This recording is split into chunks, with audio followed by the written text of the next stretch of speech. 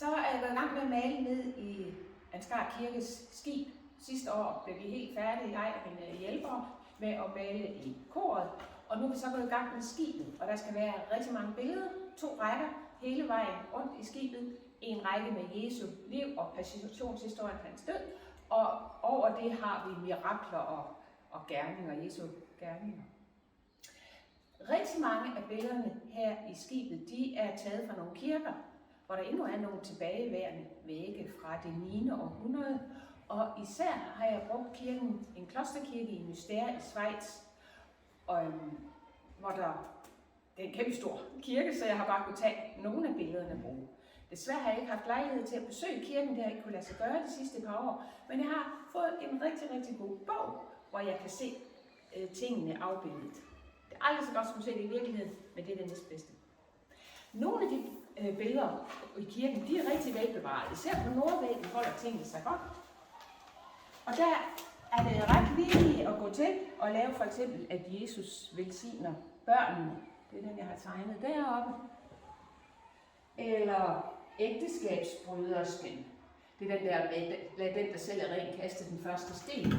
Det står heroppe.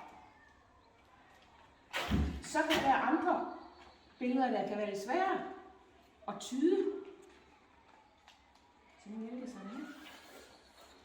Ja, for eksempel. Her har vi efter, at Kristus er blevet korsfæstet. Der er han i dødsriget og trækker Adam og Eva op.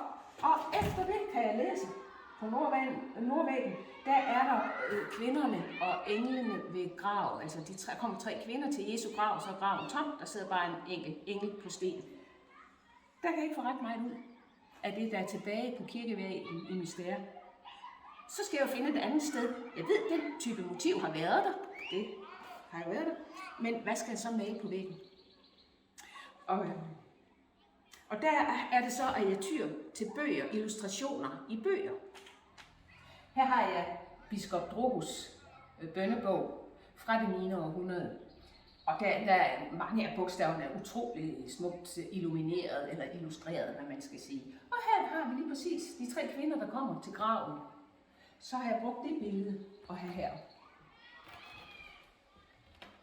Stort set en kopi. Det kan godt være, at jeg har lige flyttet soldaterne, der ligger og sover i det ene hjørne. Det synes jeg, det passer bedre ind i kompositionen. De ligger og flader ud dernede i forgrunden. Så det kan jeg godt finde på at ændre. Men ellers er jeg altså meget omhyggelig med at beholde håndstillinger, hovedstillinger. Fordi jeg tænker, at det har en eller anden symbolsk værdi i det 9. århundrede, som måske er glemt i dag, og i hvert fald som jeg ikke kender.